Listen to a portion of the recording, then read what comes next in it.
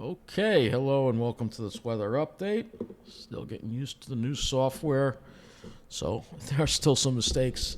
Well, I'll work on it because I'm using OBS Studio, but it's not like Cam Studio where I could kind of like select the area of the screen. That's what I'm trying to figure out. The reason why we're doing this weather update at this time in the afternoon around 1:30. Actually, it's not even 1:30. It's 1 o'clock on January 29, 2021. Is because we have a lot of wind out there, and it's causing a lot of problems out there.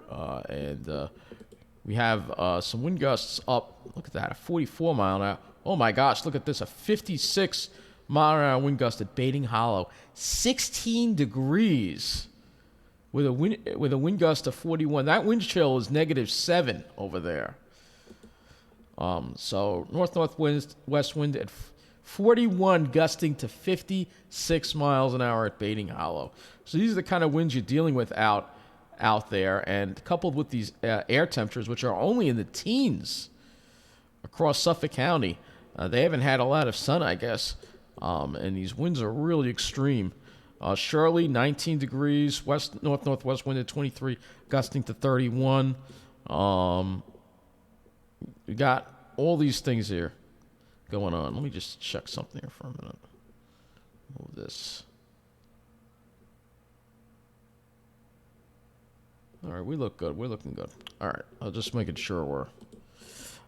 But anyway, look at that, 42 mile an hour wind gust at Westgale Go Beach. It's wickedly windy out there, folks. With these temperatures, yeah, even I'm not in the Pine Barrens. All right, even though the sun is shining, we do have a few clouds, but it's just unbelievably windy, dangerous wind chills out there.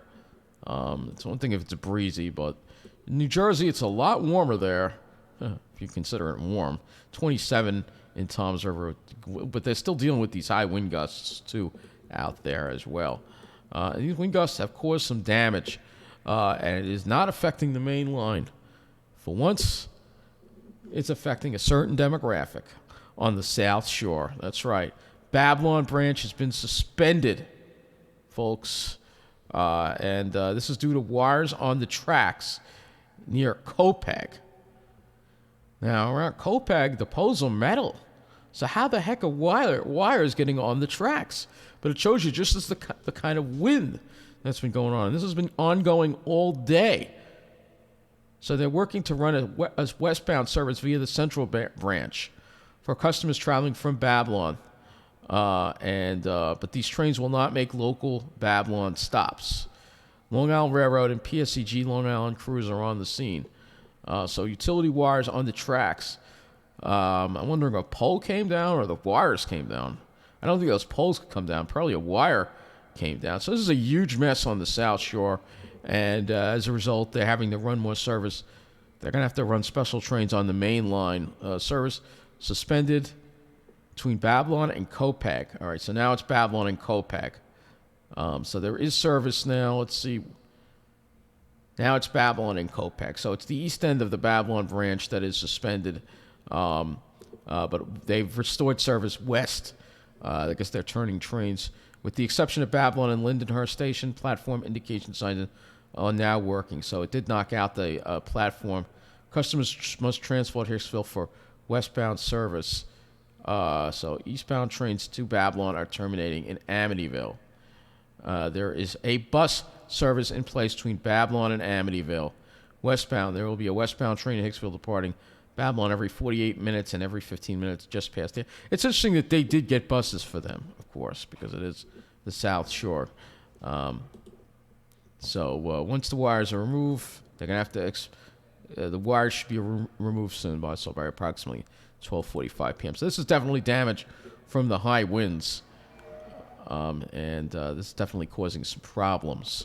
So again, we have these high winds, and they are causing damage, and there are some power outages too as a result. 295, not a lot of customers without power, but the wind is causing problems for the infrastructure, and it looks like there's a fairly large outage. Well, not a large one, but a sizable one in Greenville. It's affecting 73 customers right now.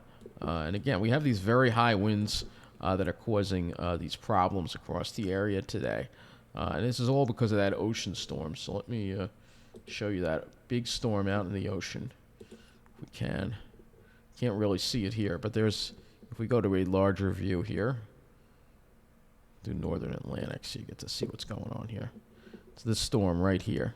So the gradient between this storm and this high building in, and it's like a little trough that's over our area today, like an upper level disturbance. So it's helping to really amplify the winds quite a bit.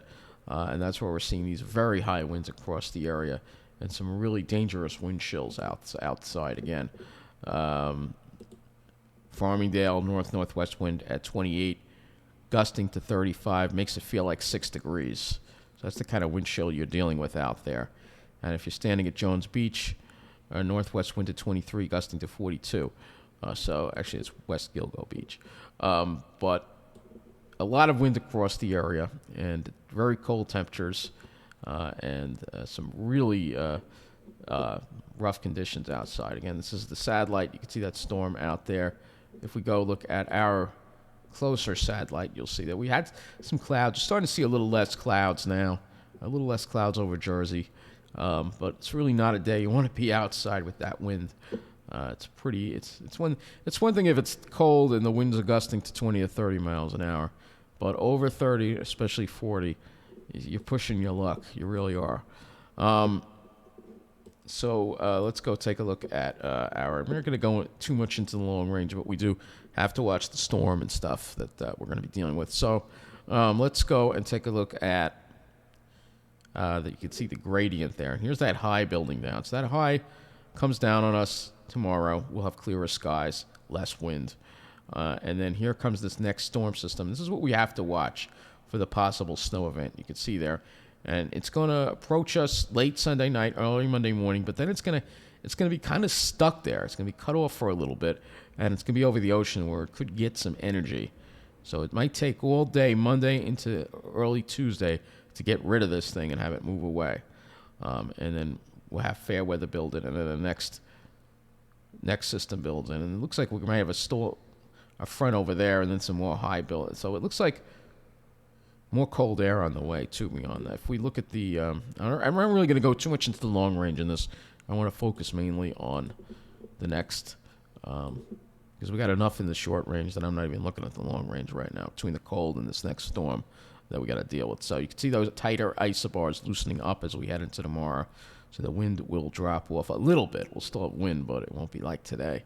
And then here comes that storm system there.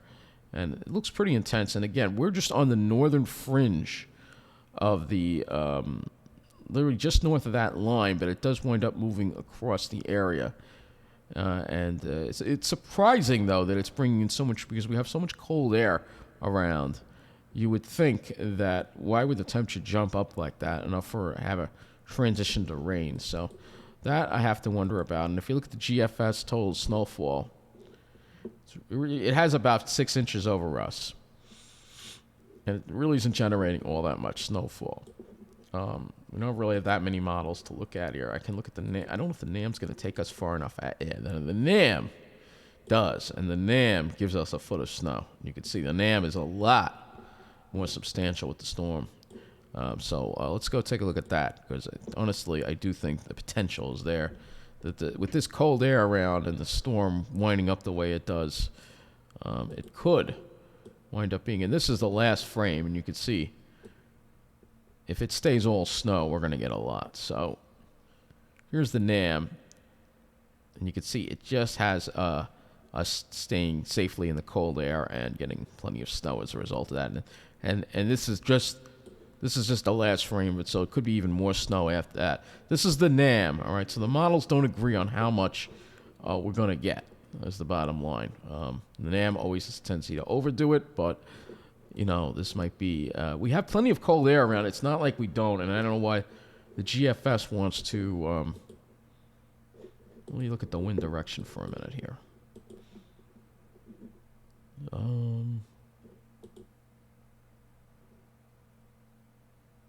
Yeah, look at this. It's fine.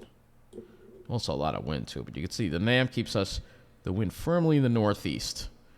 So with that northerly component, we shouldn't have too much of an ocean effect. Let me see what the GFS does. GFS has the winds a little more toward the east. So that's why GFS wants to bring in a little more warm air off the ocean and have it change to rain. I'm not so sure that's what's going to happen. We'll have to wait and see because still we're out of the range of the short, but there is the potential for a significant snowfall, and that's going to have to be watched.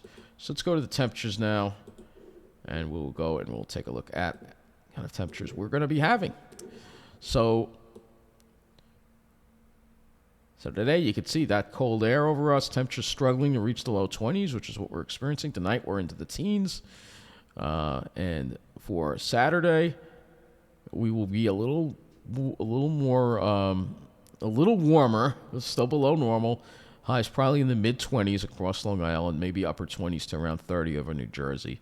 Amazing how much warmer it is in Jersey, just the short distance, but that's not surprising. It's always warmer in Jersey, even in the winter sometimes. So here we go into Sunday. It's Saturday night. Again, temperatures drop. Could be single digits in the Pine Barrens with the radiational cooling. You can see to the north, man, they're going below zero. And then you can see that cold air firmly in place for Sunday. And I think the GFS is just pushing it away too quickly. I really do.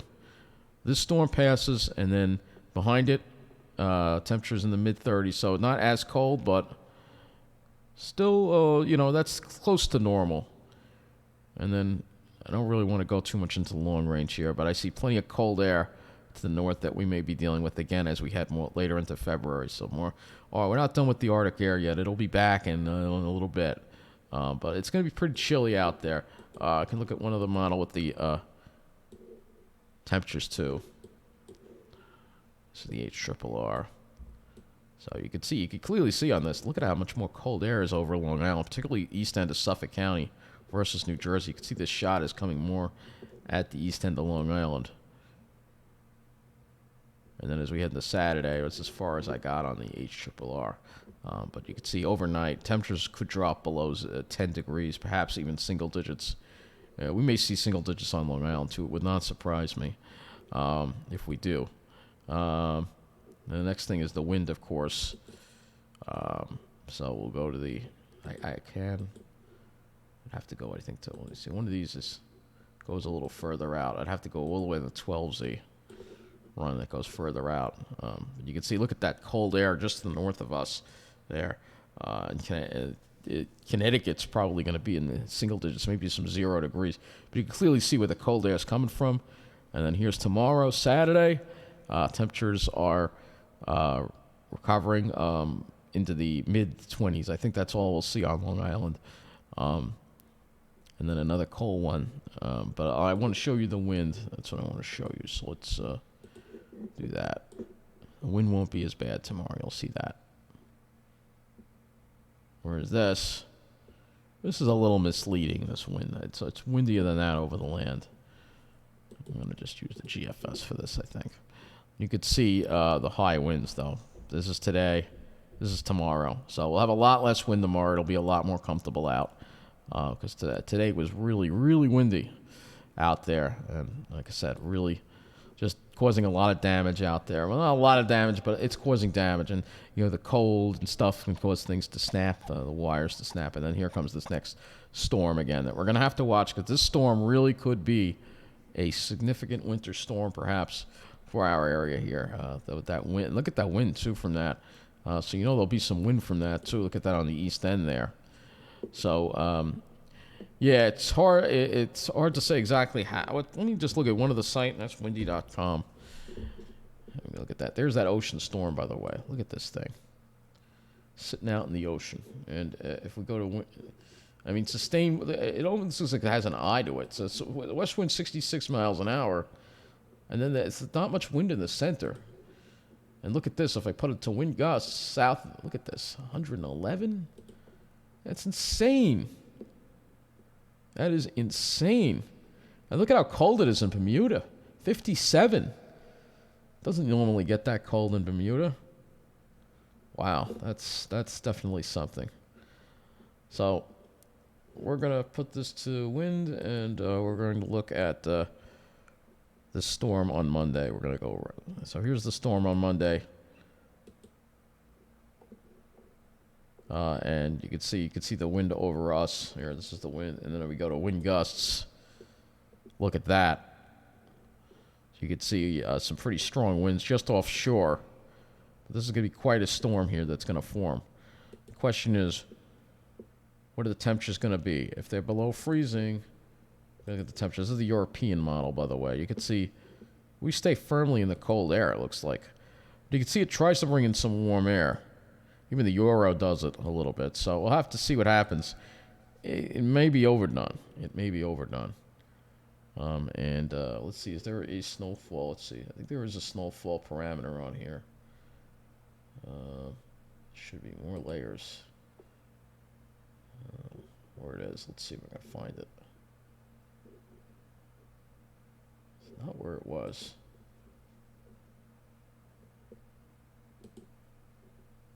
That's clouds. Oh, yeah, this is it. All right. New snow. Okay, so let's, we have to go next 5 days. So this is the European. Oh, it looks like, let's see, it's having the heaviest snow offshore. And not giving us that much. It's giving this area more snow. Wow, 10.5. This is going to have to be a storm. It's going to have to be watched, this storm here that we're going to be dealing with. For Sunday night and a Monday, that's for sure. It has the potential to. We have the cold air. The question is, how much of an ocean influence? How much of an east wind do we get that would bring in some warmer air off the ocean temperatures? Because if we looked at the ocean temperatures, actually, we can.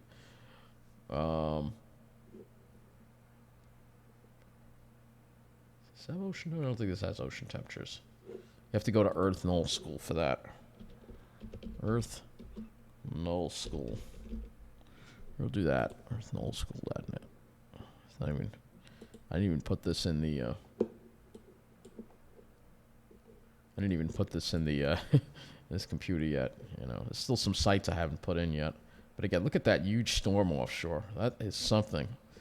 And like I said, it looks like it's got an eye to it. So let's see what the ocean temperatures are. Look at the waves around this thing, too. All right, I don't want meters. 50-foot waves. Man, I hope there are no ships trying to get through that. That is going to be bad. But let's look at the sea surface temperatures where the storm is sitting. Yeah, nearly 70 degrees. That's why. So it's over this warm water. Now, our offshore water temperatures are around 46. So the issue is, water temperatures offshore are still above normal. So the winds go east. That would change us over to rain. So this is what it depends on. Let's go at sea surface temperature. Oh, my gosh. Look at these anomalies. Man, the oceans are well above normal. Look at some of these anomalies, particularly in this area off New England. That is a 20-degree anomaly in the sea surface temperature right there, about 200 miles or so east of Boston. So this is what's going to fuel these storms and give it the additional energy, because we have all this heat, extra heat in the ocean. And so I know we're freezing our you-know-what's off right now, talking about heat in the ocean, but you can see what the issue is. You got this bubble of warm water here that's offshore. So again, very warm water. That's what's going to fuel these storms, and that's why we're seeing the wind. It's definitely something to really keep an eye on. So let's just go take a look at the U.S. Atlantic Coast satellite. Let's see. I'm trying to maybe get another view of this storm for you. It's too far away now. But it's amazing the effects it's having, even though it's this far away. Yeah, we got this one too, U.S. Atlantic Coast. But I think this is the same. Yeah, it's the same one. Trying to find one here that might work better, but this is Northern Atlantic is the best one to use. And clearly, I'd like a closer view of that storm. But there it is right there. You can clearly see it. It's a powerhouse. This thing's probably going to wind up, look at this storm. It looks like it's heading for the United Kingdom. And we have this one here. Let's not forget, if we go to CONUS,